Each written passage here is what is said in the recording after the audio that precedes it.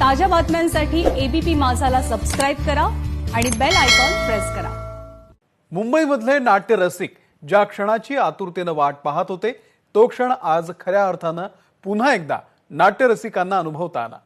मुलुंडच्या कालिदास नाट्यगृहामध्ये तुझी आमरी या प्रायोगिक नाटकाचा प्रयोग आज पार पडलाय। माझ्याबरोबर शेखर नाईक सर आहेत।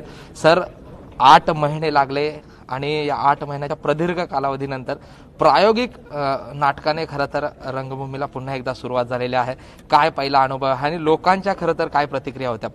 खूप चांगला प्रतिसाद मिळालेला आहे। मुळात कोरोनामुळे जो काही लॉकडाऊन झाला त्या लॉकडाऊनमध्ये तुझी आमरी आणि आपकी आमरी ही 2 नाटकं जन्म घेतले नाटकांनी। ही सगळी रिहर्सल त्या काळात झालेली आहे। ही फोनवर आणि ऑनलाईन रिहर्सल झाली। खरं तर आम्ही खूप वाट बघितली आणि लॉकडाऊनमध्ये खूप वेगवेगळ्या पद्धतीने प्रयोग झाले, म्हणजे ऑनलाईन नाटक सादर झालं, बऱ्याच गोष्टी झाल्या, पण खरेपणा फक्त इथेच होता आणि त्याची सर कशालाच येत नव्हती।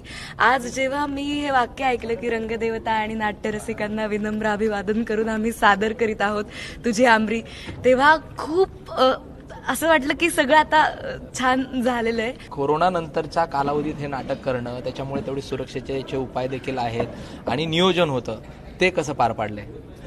निश्चित नाटक करताना आमचा म्हणजे पहिला विचार होताच की नाटक तर करायचं आहे, म्हणजे आपण जबाबदारी तर घेतली, पण ती सुद्धा सरकारी नियमांचं पालन करूनच। त्यामुळे आम्ही सुद्धा त्या सर्व नियमांचं काटेकोरपणे पालन करून आज या प्रयोगाला म्हणजे सुरुवात केली। म्हणजे म्हणतात नाही का, आता श्वास गुदमरलेला होता तो आज कुठेतरी मोकळा श्वास घ्यायला आम्हा सगळ्या कलाकारांना मिळाला।